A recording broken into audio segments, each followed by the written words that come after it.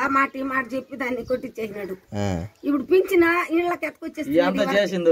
చేసింది చంద్రబాబు నాయుడు కదా, ఇంకెవరు? చంద్రబాబు నాయుడే చేసింది. చంద్రబాబు నాయుడు వస్తే వాన కురదు, పైరు పండదు.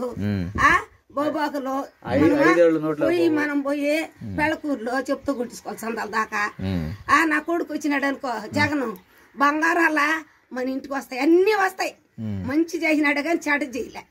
వాళ్ళ నాయనకి తరంలో నుండి కూడా బాగా మంచి మనకేం కావాలో మన ఇళ్ళకి వచ్చినాయి. 18,000 పడ్డాయి. పింఛన్ ఇచ్చినాడు. ఏదో మనకు ఇంకేమన్నా కావాలి నాయన అంటే ఆమెకు కూడా ఏమన్నా సహాయం చేస్తానేమో అన్నాడు. అన్నీ చేసినాడు. ఈ చంద్రబాబు నాయుడు దున్నపోతున్నట్టున్నాడు. దున్నపోతాడు లాస్ట్ లెక్క వచ్చేకాడికే ముసలి వాళ్ళు ఎట్లా నడిచిపోవాలా, ఏ బస్సుకు పోవాలి, వాళ్ళు ఏడ నుంచి రావాలా, ఈ పింఛన్ ఎట్ట తీసుకోవాలా, వాళ్ళు ముసలి వాళ్ళకి ఏమైనా కళ్ళు కనపడతాయా, వాళ్ళు ఏడపోతాం, మనమైతే పోతాం. వాళ్ళు బాగా వెళ్తారు, కళ్ళు లేని వాళ్ళు కళ్ళు లేని వాళ్ళ. అయ్యే పుణ్యమో బంగారు నాయన, ఆ నాయన గురించే ఇప్పుడు పింఛన్ కూడా లేకుండా పోయింది మనకు.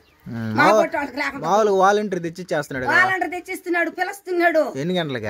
4కే 4కి 3కి కూడా లేకొట్టేది లేండమ్మా పింఛన్ ఇస్తామని.